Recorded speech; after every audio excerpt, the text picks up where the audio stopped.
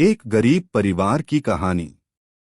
एक गुलाबी सुबह, जब सूरज की किरणें आसमान को चूम रही थीं, एक छोटे से गांव के कोने में एक गरीब परिवार अपने चरम संघर्षों में जी रहा था।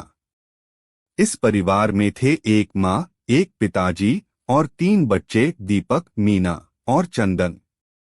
पिताजी रामप्रसाद एक छोटे से खेत में मेहनत करके अपने परिवार का पेट भरने का प्रयास कर रहे थे।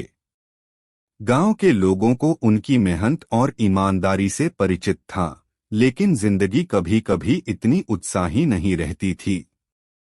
माँ सुमिता एक सहानुभूति भरी और समझदार महिला थी।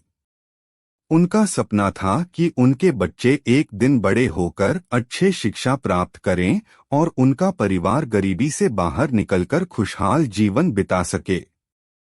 दीपक, जो कि बड़ा बेटा था, उनके दिल में भी वही आग जलती थी। वह जानता था कि उसका परिवार गरीब है, लेकिन उसने हार नहीं मानी थी। उसने अपने माँ पापा के सपनों को पूरा करने का दृढ़ संकल्प किया था। गरीबी के बावजूद दीपक ने बच्चों के लिए मित्रता शिक्षा मिशन शुरू किया। वह गांव के बच्चों को रात्रि के समय अपने घर पर आकर पढ़ाई कराता था। उसने अपने छोटे घर को एक स्कूल बना दिया था, जहां गरीब बच्चे मुफ्त में पढ़ाई कर सकते थे। मीना और चंदन, जो कि छोटी बहन थीं, भी अपने भाई की मदद करती थीं। वे समय समय पर बच्चों को गुड़ियों से बनाकर पढ़ाई को रोचक बनाती थीं। एक दिन गांव में एक स्वयंसेवी समूह आया और उन्होंने दीपक के योजना को देखा। उन्होंने दीपक को एक शिक्षा निगम से मदद प्राप्त करने के लिए प्रेरित किया। शिक्षा निगम ने गांव में एक स्कूल खोलने के लिए उन्हें आर्थिक सहायता देने का आदान प्रदान किया। इसके बाद से गांव में एक नया स्वरूप आया। गरीब बच्चे अब स्कूल जा रहे थे और उन्हें बेहतर शिक्षा का अवसर मिल रहा था। दीपक का सपना था कि उसका गांव समृद्धि की ऊंचाइयों को छू सके और हर एक बच्चे को शिक्षा का अधिकार हो। धीरे धीरे गांव में बदलाव होने लगा।